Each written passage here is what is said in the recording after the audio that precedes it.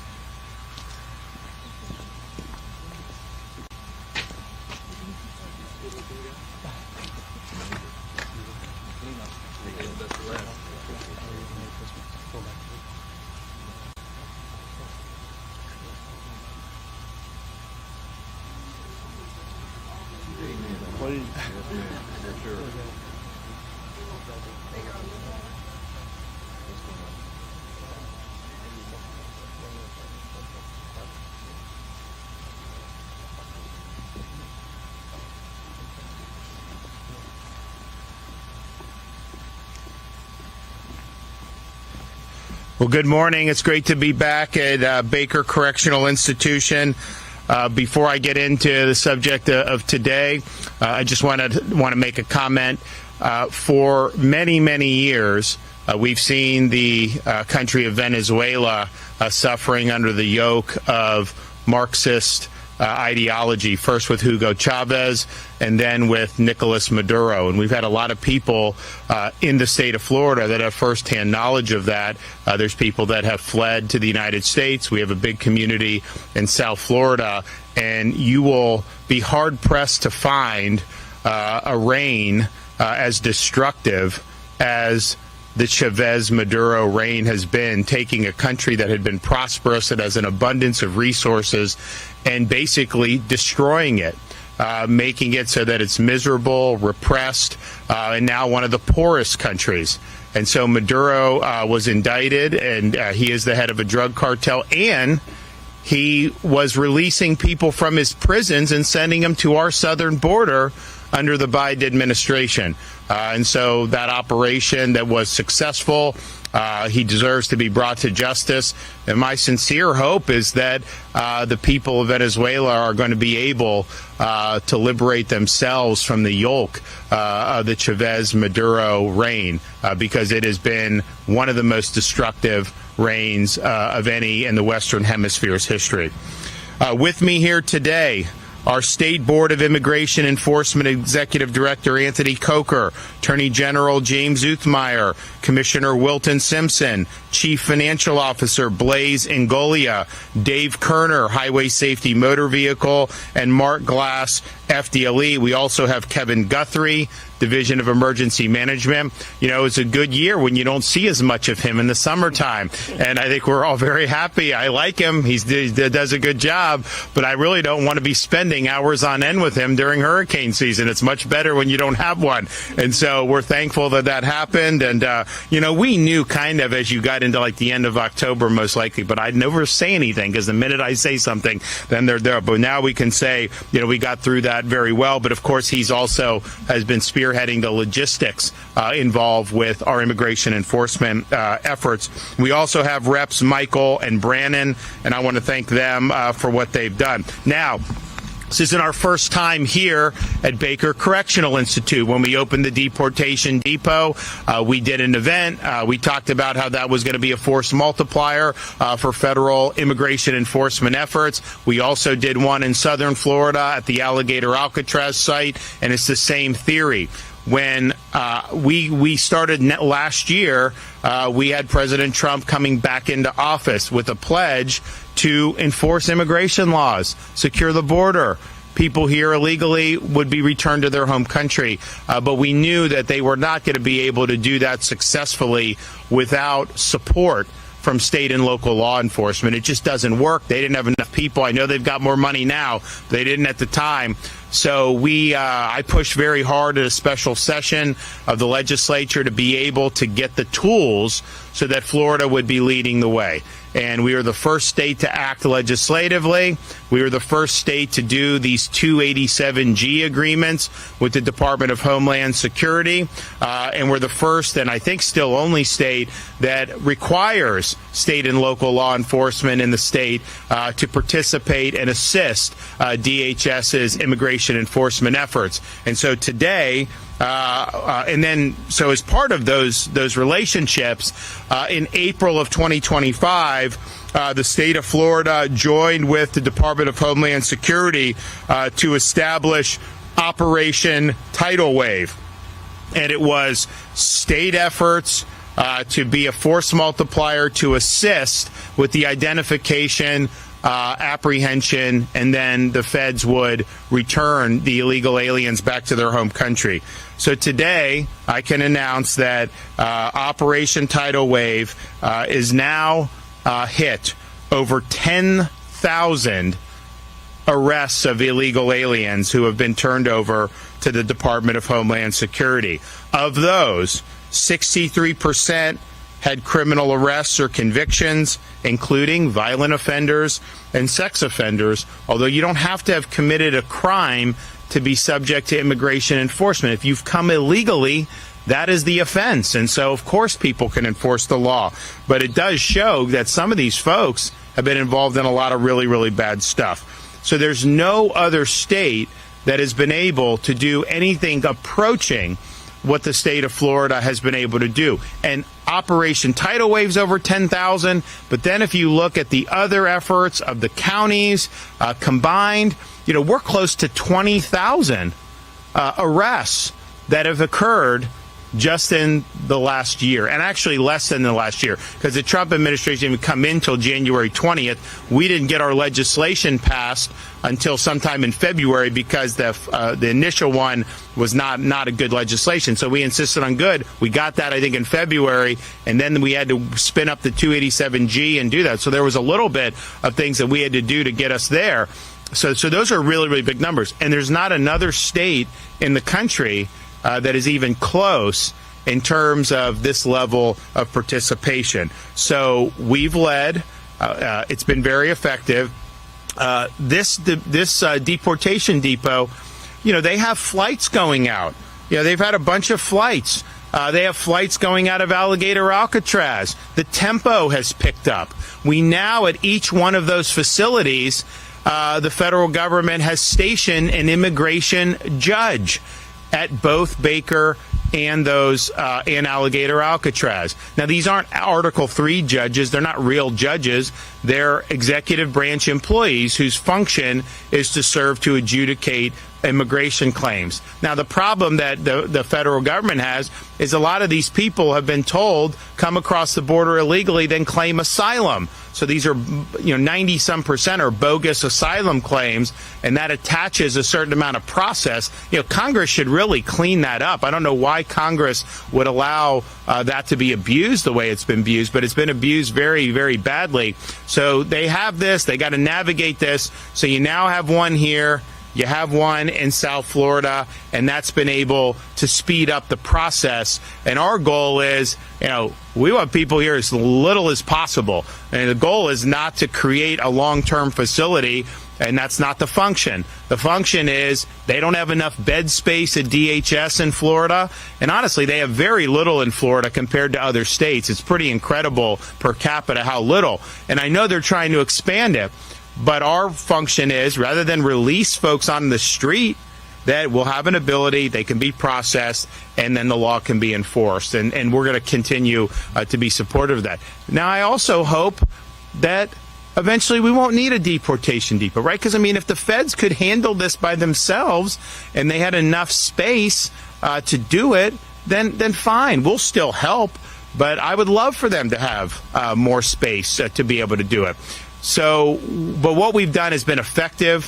What we've done has made a big impact. And if other states were doing even a fraction of what Florida was doing, the national efforts would be all that much more stronger. So I want to thank everybody that's been involved. Now, we have our cabinet here, and they put something in the legislation to create this immigration board. You're going to hear from Anthony. I didn't think it was necessary, and I don't think it's necessary. But I think the reason they did it is because they wanted there to be someone in cabinet could throw sand in the gears maybe and make it more difficult. And nothing has been further from the truth. Everybody on the cabinet has worked very hard to make sure that Florida was leading the way on this. And I'm proud that we've been able to do that.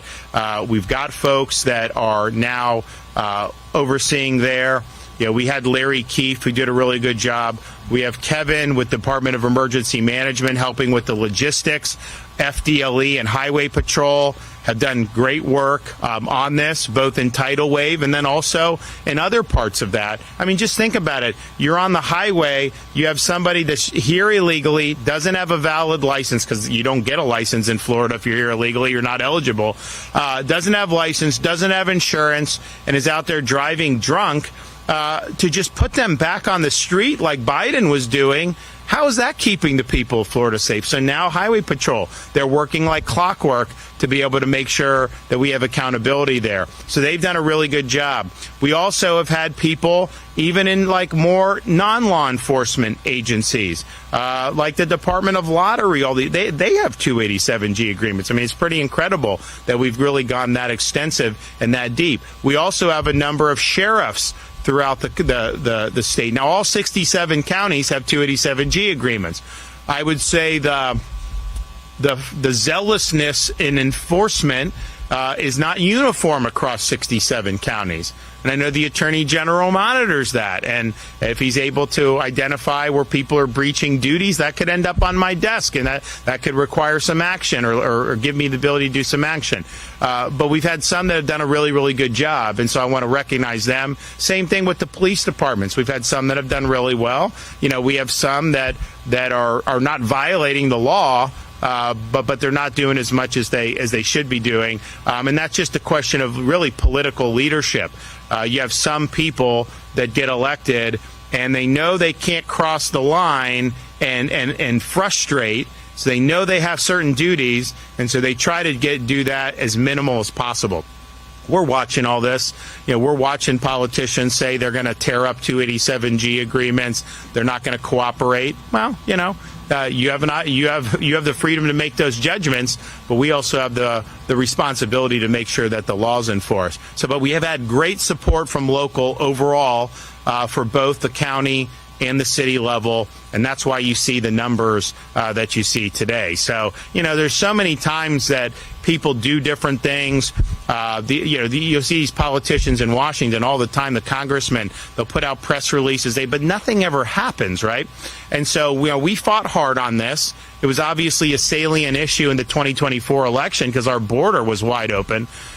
And you saw a lot of problems, and Cayenne can speak from experience, having lost a son to an illegal alien crime, and this really does impact a lot of people's communities. So it was a pressing issue, but at the same time, it's like, okay, make us stink about it, talk about it, and then what? Nothing gets done. That's not how we roll here in Florida. When we set out to do something, we're going to make sure that we're going to be able to deliver results on that. And so these are great results. I think they're going to get even better going forward because I think DHS is in a better posture. And I think that they have more resources now. And I think it's going to be more effective. Final thing I'll say is, these numbers are what they are. This does not include, if the federal government is just doing something on their own since they have primary responsibility, we're not including that in these numbers. And so they've obviously done things on their own. We're also not including self-deportations.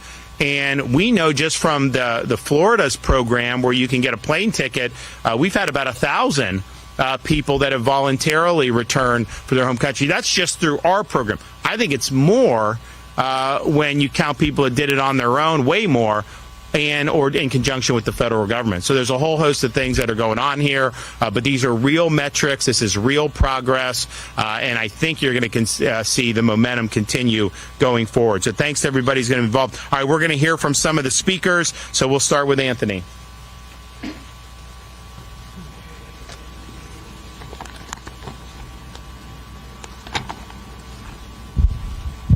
Thank you, Governor. Thank you all for being here today. As the Governor just said, today marks a significant milestone for Florida 287G law enforcement. This has not been an easy task. It's taken many months to get this operational, to get where we are today. So I wanted to take a couple minutes to talk about kind of the steps that have been taken to get to this point. I said this in the last press conference, but every state agency in Florida has made a 287G task force arrest. I think it's unprecedented, number one, but it also speaks to the leadership of our cabinet and our governor really leading the way on immigration, and the state directors that are buying into it have been amazing. I also want to thank, as the governor just said, we have some of the best sheriffs and police chiefs in the state of Florida, and they've been instrumental in this success, so definitely a thank you to them. Our state agency directors have also been amazing. As of right now, a lot of them are doing self-initiated immigration operations and also being on standby for any federal assistance in any operations that the federal government requires. So our state agency directors have really done a tremendous job. As the governor also said, Director Guthrie with Division of Emergency Management, just a tremendous partner for the federal government. DEM has been really able to help out with detention and logistics and transportation, as that the federal government over the last 9-10 months have been trying to build up their infrastructure to get to the point where their operations could sustain. But in the meantime, DEM has been a tremendous partner. Also in Florida, I think what we've done differently is every state agency director and a lot of the sheriffs, we built personal relationships with our federal partners, which is truly amazing. Coming from the feds before, there wasn't much cooperation with state and local law enforcement with the federal government, and over the last 9-10 months, that's significantly changed. So we have great operational coordination with our federal partners. Also, I really want to thank the Florida State Immigration Council that's comprised of 8 of our great law enforcement leaders in the state of Florida. They've just been tremendous, especially helping us make sure we're staying on track with data tracking and making sure we're staying in line. I want to take a minute to acknowledge each of the cabinet members who have just been instrumental in this immigration field. Is they've all leaned into this significantly. Attorney General Uthmeier and his team with the Office of Statewide Prosecution, they've gone above and beyond to make sure that criminal aliens living in our great state are prosecuted to the fullest extent of the law. Colonel Adams with the Florida Department of Agricultural Law Enforcement, under the direction of Commissioner Simpson, have doubled down at agriculture checkpoints to ensure that our highways are remaining safe from illegal aliens who have out-of-state licenses, and in many circumstances, they're fraudulent licenses, and those licenses are not honored here in Florida. And last but not least, Chief Financial Officer Blaise Ingoglia and his team with the Department of Financial Services are aggressively investigating the abuse of Florida's workers' compensation fraud, which has been prevalent in the migrant communities. So our cabinet is really doing a tremendous job. And last but not least, none of this would be possible without the leadership and decisive leadership and boldness from Governor DeSantis. From day one of President Trump's inauguration, Governor DeSantis vowed to be the best strategic partner with the federal government through the 287G program.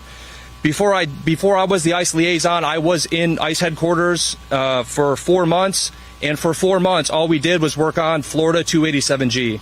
So when Governor DeSantis says that we were the first state, he was not kidding. I dedicated 7 days a week, 12 to 14 hours a day just on the state of Florida. That's how many law enforcement agencies were submitting for 287G training. So in closing, Governor DeSantis, thank you for your bold and unrelenting leadership to restore our nation's sovereignty and empower our great law enforcement in Florida with the tools that they need to keep our communities safer. The Florida blueprint of immigration enforcement has been widely recognized as being the gold standard of state-level immigration enforcement. And as we begin 2026, we're excited for the opportunity to partner with other states and have them see as much success as we have. Thank you. It's an honor as Attorney General to support Florida's law enforcement, FDLE, FHP, our great sheriffs. They've really, taken on a leadership role, and we have proven again that we are a state that enforces rule of law. Under the leadership of President Trump and Governor DeSantis, we are leading the country in immigration enforcement, and our Office of Attorney General has had a record year when it comes to arrests and convictions. We've been a part of over 1,200 child predator arrests, and I want to point something out. A couple hundred of these are people that are illegally in the country.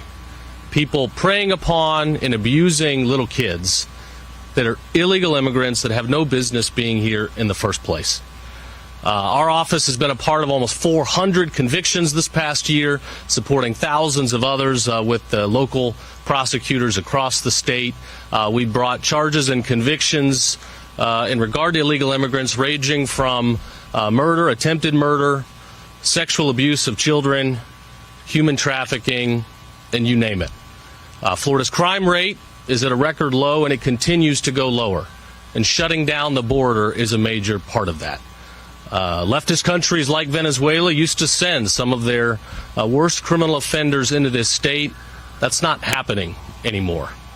We are enforcing the law, we are detaining illegal immigrants, and we are getting them back to where they came from, unless they have been charged and not yet convicted with serious criminal charges in this state. And at that point, they need to serve their time here in the state before they're ultimately sent back where they came from.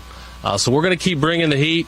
If you're an illegal immigrant, you probably do not want to be in Florida. I think this lineup, this great team shows we enforce the law. We take that seriously, and we're going to continue to be the safest state to raise a family in the country. Thanks. Well, thank you, and I'd like to thank Governor DeSantis and President Trump for their leadership. We've clearly had amazing support at the federal level since President Trump took over, and Governor DeSantis has been an amazing partner in all of these areas for the last 7 years. At the Department of Agriculture, we're about three things. We say all the time: bugs, drugs, and thugs. All of our officers are 287G certified. Colonel Adams has done an amazing job with training, with outfitting. We want to thank the legislature and the governor for their help in making sure we had all the resources and tools that we need to do our job with. And just a few of the things I'd mentioned about ag law, because ag law doesn't get a lot of attention in these efforts. In the last few years, we've recovered over 400 stolen semi-trailers. We've broken up several major fuel theft rings around the state of Florida with tens of millions of dollars on a monthly basis. We've recovered or stopped the thefts. We've broken up major retail organizations, retail crimes, and all of those had illegals in all of those efforts. We've removed hundreds of illegals through our interdiction stations and other missions around the state. We're putting a new station in, and I'd like to thank the governor and the legislature at 231. We have a major hole in the northern border. DOT's been working with us very closely to get that facility up and running before the end of the year. Thanks to the legislature and the governor, we have the resources to be able to do that now. That's going to be another major checkpoint as you come into the state of Florida. We're going to continue to strengthen our support of the northern border. But at Ag Law, we know that we are a force multiplier. The retail theft we're breaking up, the fuel thefts we're breaking up, the stolen vehicles, the human trafficking, the illegals that we are catching, not only illegals, but the just bad folks, is making a big difference. We work very closely with our local sheriffs and police departments all over this state. We're very proud to partner with them, and we're looking forward to a very successful 2026 and continue supporting the president's policies and the governor's policies here in Florida. Blaze. Good morning, everyone. Blaze Ingoglia, Chief Financial Officer of the great state of Florida. Look, illegal immigration and the problems with illegal immigration has been plaguing this country for the better part of 50 years. Back then, we probably had a couple of 100,000 illegal immigrants come across and settle in the United States. Fast forward to today, the pre-second Trump presidency, our best guess is anywhere between 18 to 21 million illegal immigrants settling in this country. Now, the previous president had a de facto open borders policy and created such a problem that was so large, people were actually starting to wonder how we were ever going to fix this. And the questions that were going on in the mainstream media were, the question was, well, what is your plan? Are you going to deport all 21 illegal immigrants that are settled here in the United States? But the media and open border apologists did not count on three things.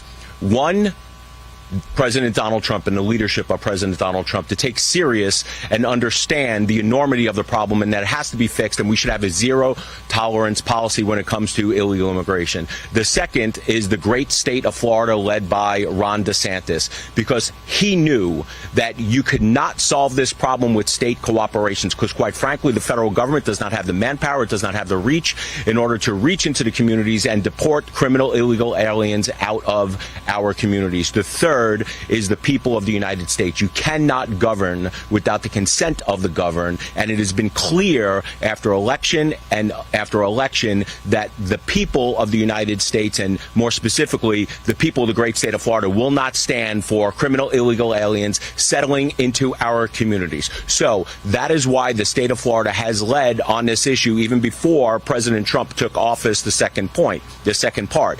And we put forth legislation over the years saying that you cannot be a sanctuary, have sanctuary policies if you are in the state of Florida. Any government cannot do that. I helped co-author Senate Bill 1718, which created deterrence. But deterrence is the big thing that we're talking about. President Trump is a deterrent. Ron DeSantis is a deterrent. The State Immigration Enforcement Board is a deterrent. Illegal immigrants, especially those who are coming to Florida to commit crimes, need to think twice about coming into this country and into the state, because we take this stuff seriously. All hands on deck, every agency. Look, I head the Department of Financial Services. You normally don't think that this is something that we are involved in, but we have specifically made dozens and dozens of arrests of illegal immigrants that we found committing insurance fraud and workers' comp fraud. This is a serious issue that continues to need serious attention. And just by the fact here that we are here today talking about the enormity of our problem solving and the amount of people, illegal immigrants, that we are expelling from this state and this country goes to show you that once again, Florida is leading. Look, and it's not just the deportations that are happening in conjunction with DHS and ICE. It's also the people that are starting to realize that, look, the state of Florida and the United States in itself is getting serious about this. We need to self-deport. Our best guess is upwards to 1.9 million illegal immigrants have self-deported. Some of them have taken advantage of state programs. Some of them have taken advantage of federal programs. But they all have one thing in common.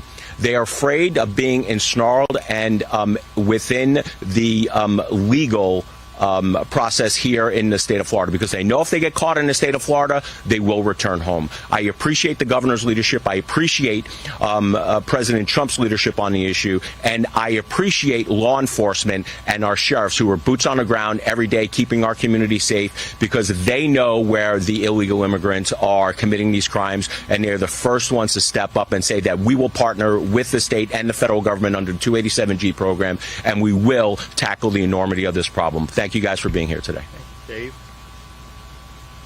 Thank you, Governor. Thank you, members of the Cabinet. My name is Dave Kerner. In my capacity as Executive Director of the Department of Highway Safety and Motor Vehicles, I have the privilege on behalf of the Governor and the Cabinet to be responsible for the day-to-day operations of the Department, to include the Florida Highway Patrol and its nearly 2,000 sworn state troopers that are 287G certified.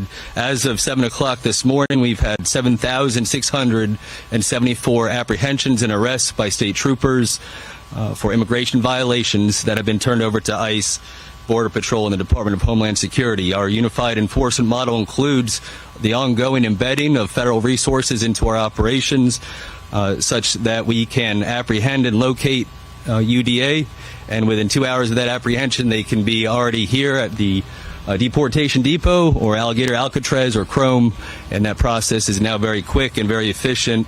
The governor talked about that, yes, some of the people that we encounter and apprehend are just here illegally. They haven't committed another crime beyond that, but there's also a very strong narrative out there that everybody that we apprehend are just here on a visa overstay or crossed the border illegally and did not self-deport. And I want to read from just some of the quick notes that I discovered in our updated emails that we get as leadership at the Florida Highway Patrol. Here's one from Pompano Beach. While assigned to FHP Immigration Enforcement Operation, trooper apprehended a UDA with a significant criminal history dating back 32 years. The Bahamian was arrested for robbery with a firearm, aggravated assault with a firearm, resisting arrest with violence, escape and robbery with a weapon, dealing in stolen property. In Miami-Dade County just last week, during an immigration enforcement, state troopers apprehended a 52-year-old Cuban national with significant criminal history dating back 45 years in this country, including homicide in the second degree, kidnapping, robbery with a firearm and a deadly weapon, armed invasion. In Tallahassee, a traffic stop was conducted on I-10 westbound at the 218-mile marker. State troopers initiated a pursuit. As the occupants resisted, the pursuit continued westbound, reaching speeds of 130 miles an hour. As they approached traffic, the suspect exited the interstate, struck a mailbox, and was apprehended. An infant was found in the back of the vehicle and taken into the care of the state of Florida. In Palm Beach County, members of Troop L, assigned to immigration enforcement, apprehended a suspect wanted out of Brazil for sexual battery of a minor. And finally, in Orlando, troopers responded to an incident of indecent exposure at a local Wawa gas station. At the conclusion of the investigation, was determined that the suspect was a legal permanent resident from Mexico and had active warrants out of Orange County. He was placed under arrest, and FHP worked with Border Patrol to start the process to revoke his lawful permanent residence, and we will continue to take those proactive efforts. We have hit nearly 20,000 arrests in the state of Florida alone. The governor and the cabinet, I just followed some of the finest elected leaders in the state of Florida. There's not much that I can add to that, except that beyond the significance of 20,000 arrests in just under a year, really 6 months if you look at the uptake in terms of becoming efficient and effective at this effort. What's the point beyond the 20,000? And it's very clear and it's very simple. During the last presidential administration, there was what I consider to be the most extreme abuse of executive authority, where people detrimentally relied on the representations of a president that abused his authority and opened the borders. How do we combat that? How do we fix it? How do we heal this country and maintain our sovereign status as the United States of America? Well, that 20,000 arrest represents that it can be done.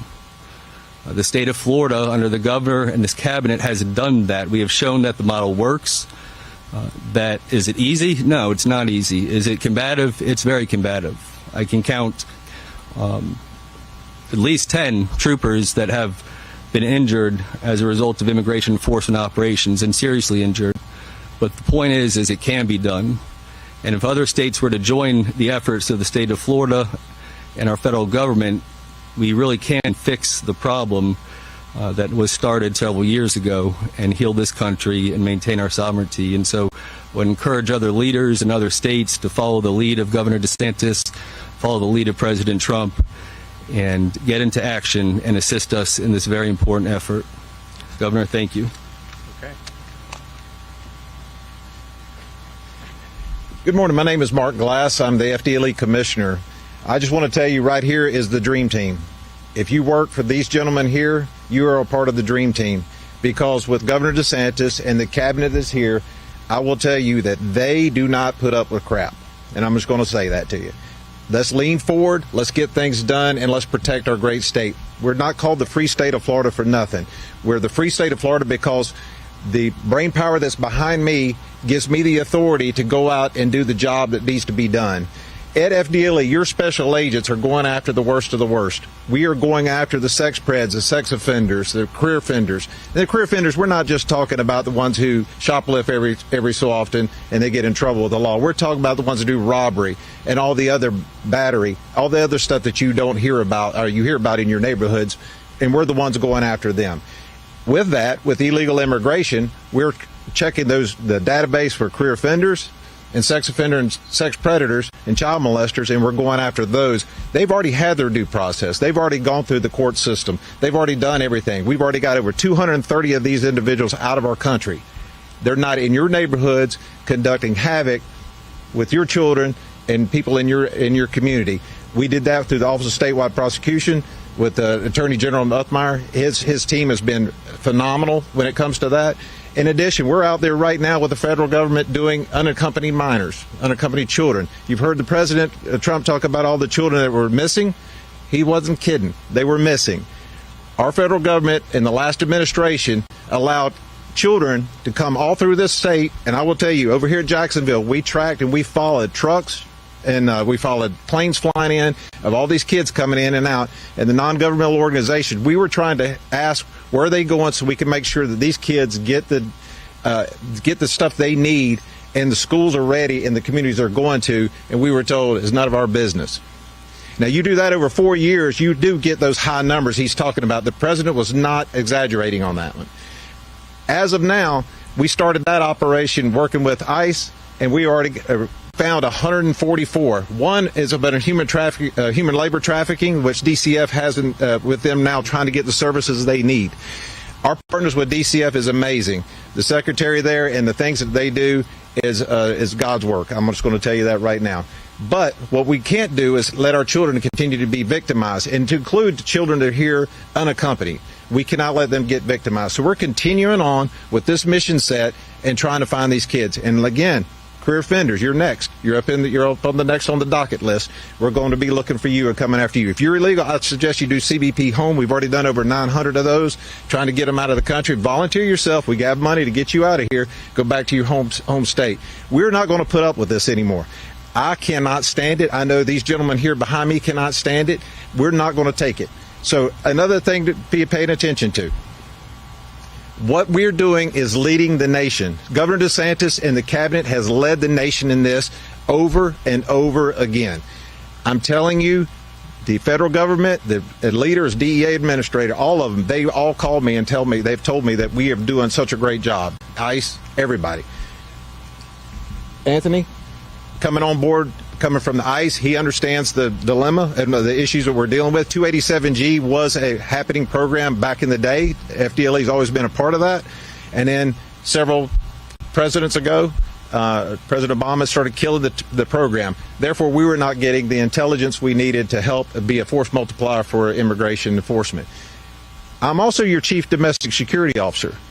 Those who came across that border are not just here people looking for work. There are people come from host nations looking to do bad acts. And we had to stay on top of that the whole time. The amount of stuff these troopers are picking up off the side of the road, and our agents are out there getting it, and the agriculture officers are out there working it, we're able to debrief them now with 287G capability. We're able to see where they're coming from, what type of organizations they're part of. The Governor's SAFE Act with fentanyl eradication. We've been able to put more people behind bars, and not only just get your local drug dealers, we've been able to go up chain on that to get into to the cartel. So that's the kind of stuff we're doing, and that is also being done by these illegals. So as your commissioner of Florida Department of Law Enforcement, as the one here working for the Cabinet State Board of Immigration and the Cabinet and the Governor, I want to say thank you for your support. Continue on to lean into this because, Governor, your leadership has been amazing, and I just want to say thank you. Thank you. Okay, well, it's been great to see everyone work so hard at this. Seeing the results is really meaningful, and we got good momentum. I think we're working very well with the federal government, and we're going to continue to put points on the board. I do want to just say, because I don't know if I'm going to be back up in Northeast Florida before the weekend, but, you know, Jaguars had a great season. I mean, it was really impressive to see what happened. You know, I was thinking the Bucs, like, you know, they were like, started 5-6-1. They look really good. I mean, what a terrible second half. And I think the Jags are playing as good as anyone. It's been really exciting to see that turnaround. I know people up here are going to be very excited to see what happens in the playoffs. But I'll just tell you, I know there's a couple other teams that are better, but I wouldn't want to have to play them if I were one of these other teams. I think they're very dangerous. And then we also have on Thursday night, one of our teams from Florida in the college semifinal. You know, we've never had a team in the entire state of Florida win a game in the college football playoff until Miami Hurricanes were able to win against Texas A&M, and then they beat Ohio State. So they're in a situation where if they win against Ole Miss, then they get a home game for the national championship at Hard Rock Stadium the following week. So, you know, that's pretty. That'd be pretty big for the state to be able to see. You know, it used to be the Florida schools would be in the top 5, even the 3 of them, certainly top 10 every year, and it's been a little bit thinner, I would say, in the last decade or so. And so Miami, you know, maybe they're the first one to kind of get back, and we'll see what happens with our state universities going forward. But should be fun over these next couple of weeks to watch some of these teams play. Okay, do we have any questions? Yes.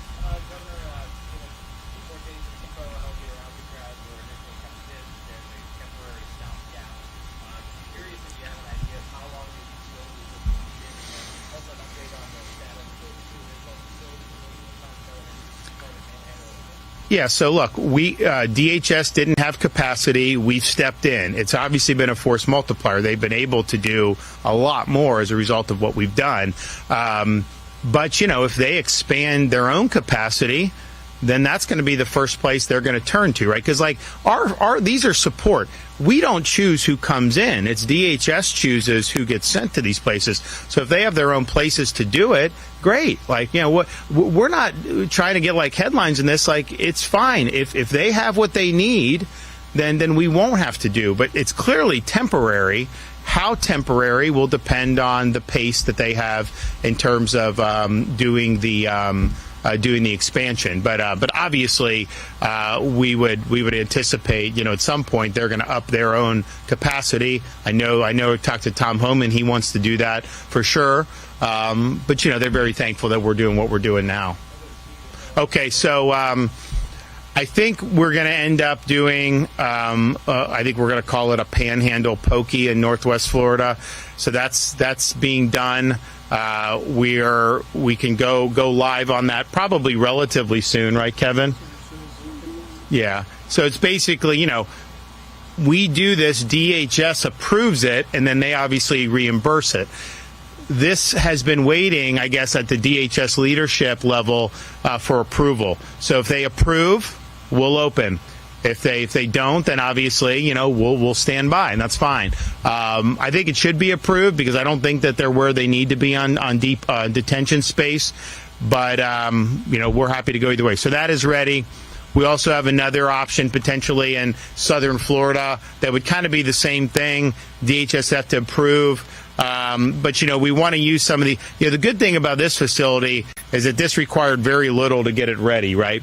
You know, Alligator Alcatraz, you had the airstrip, which is, you know, saved a lot of time to be able to fly right out. But, you know, you had to build temporary stuff there, which was fine. But when you start talking about a brick and mortar facility, if you have to go in and put a lot of work because it's been mothballed, that could be expensive. And we're not really looking to do that, right? I mean, you know, we're looking to help We're getting reimbursed on this. I know there's a lot of people when I first said we're doing it, how are you going to get? I was like, we're going to get reimbursed, and now they acknowledge that. And it also saves money for Florida because less money on health care for people showing up to the emergency room, less money in schools for people who aren't authorized to be here, but the Supreme Court says they have to be able to go, less money on law enforcement in terms of the costs that they have to put out to police stuff. So there's definitely savings for the state of Florida on that. Governor, what's that?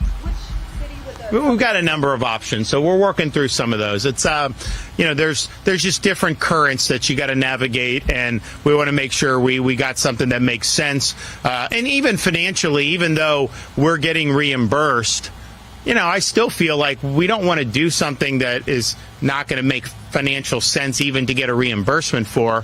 And so if there's a facility that they say, yeah, you could have 1,500 beds here, but you got to put in $25 million or $50 million to get it ready.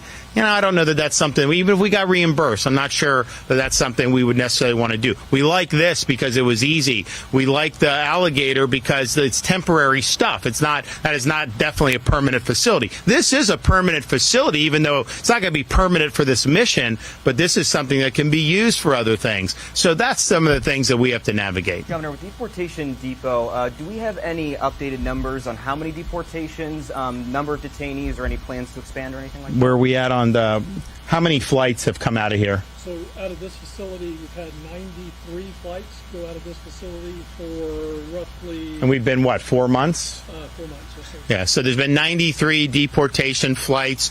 That's probably close to 1,000.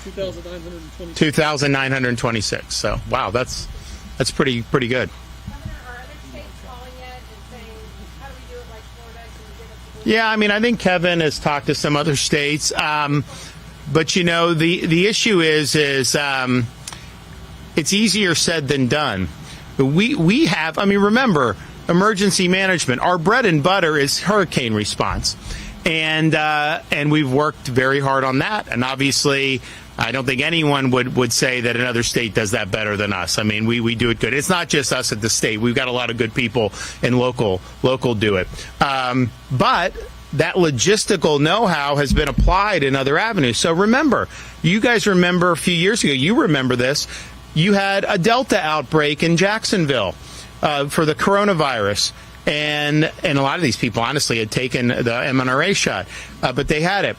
And the hospitals started getting all these people. So we did the monoclonal antibodies. No one was using them, really. They're very rare. And so I got all these monoclonals. And it was Kevin and his team. They would set up, and then we'd have our health people, and then we would do it. And we got a lot of people through in Jacksonville. And to this day, I will have people come up to me thanking me for that we had that, because it really did work to help it. So we've been able to do it in that. We've been able to do it in rescue missions. They just had the Jamaica hurricane. We had people stranded, so we went and got them. We've got them from Israel, Haiti, all these other things. So that's kind of another wrinkle that we've added into that. So now we're doing it in the processing and detention space to be able to assist DHS, and they're doing it really well. But the reality is not every state has that kind of capacity and know-how to be able to logistically make this stuff happen the way the state of Florida does. And, it's Kevin, obviously, leading those logistical efforts, but then all of our agencies, just having dealt with emergencies and hurricanes and all this stuff, they know how to get things done and do it. So I'm not going to name states, because then they say, oh, why did you talk to Florida and you didn't do it? I don't want to put anyone in hot water. But yes, people have asked what you're doing. I think that there's definitely a lot of capacity for some of these states to do more. Certainly in some like-minded states. And so we'll just have to see what they're able to do.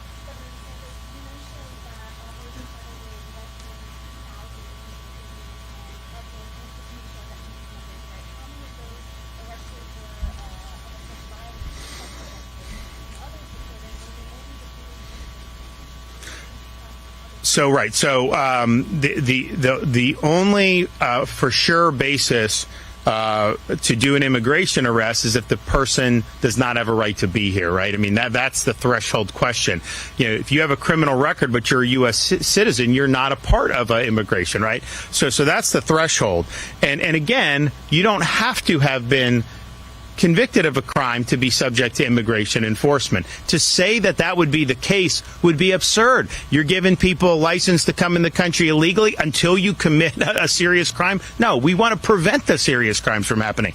But 63% of the tidal wave arrests already had either criminal arrest or convictions, and it's various crimes.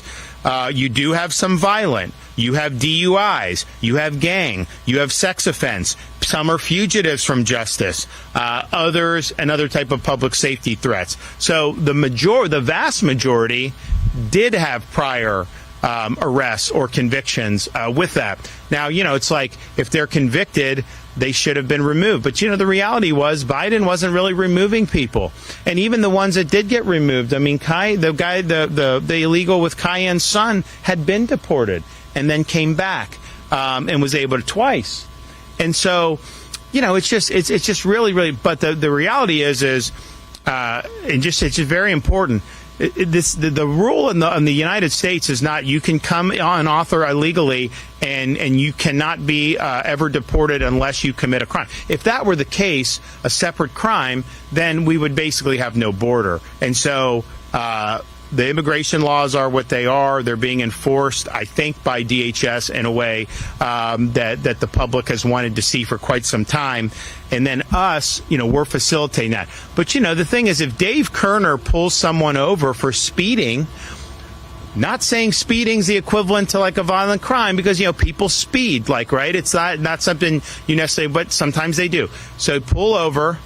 And if the person doesn't speak English, doesn't have a driver's license, doesn't have insurance, his highway patrol, those troopers, they're going to probably think that there's reasonable suspicion that this person's not here illegally. So then they can act. And why would you want, if someone's speeding, to put them back out on the street, then they run into someone, and then they leave the scene? They don't have insurance. You're not going to get paid for all this stuff. So that's a high number, 63% that have criminal interactions, either arrest or convictions.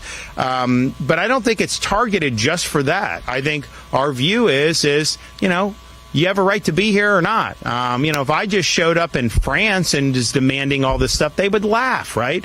You wouldn't be able to just go illegally and do it in almost any other country except the United States in recent years. And so I think the times they are a-changing, as someone once sang.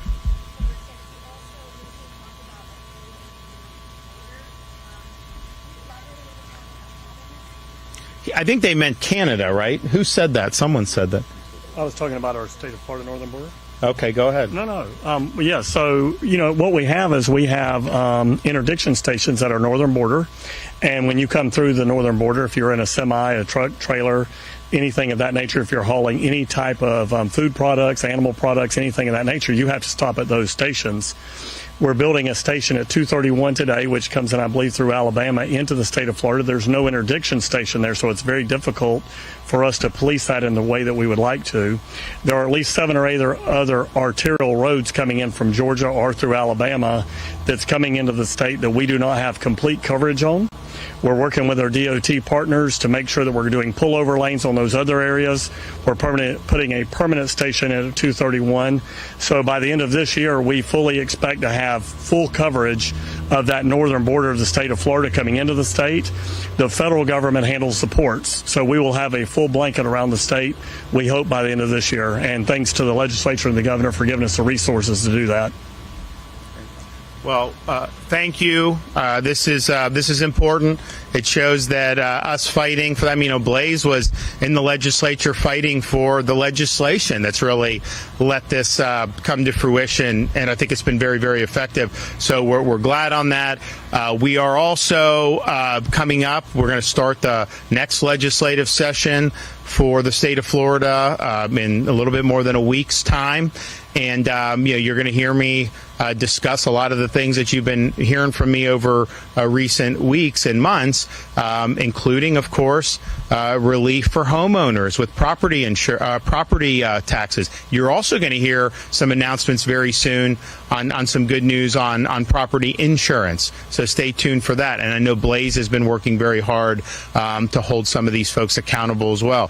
So you're going to see that. But I think it's just, if you look, Florida, we've done better economically than just about any other state. Certainly for GDP growth, our economy's expanded more than any other state. Maybe Idaho's more, but we're right there. We've obviously had a lot of migration of income positive people who don't take any services but contribute to the economy, which makes our ability to do the property tax all the more better, because there's a lot of money flowing in this state. We got to give people relief. So we're going to work through that. And then some of the other issues that I know are important from law enforcement perspective. We want to make sure our corrections officers are taken care of, our highway patrol. We want to keep our momentum going on law enforcement.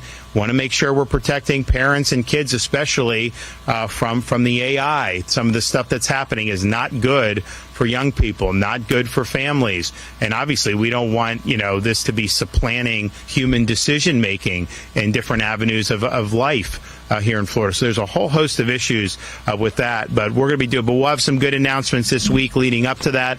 And I think people will be really excited about some of the stuff that's on the agenda. So God bless everyone, and go Jags. We want to see them do well. I'm excited for everybody. Take care.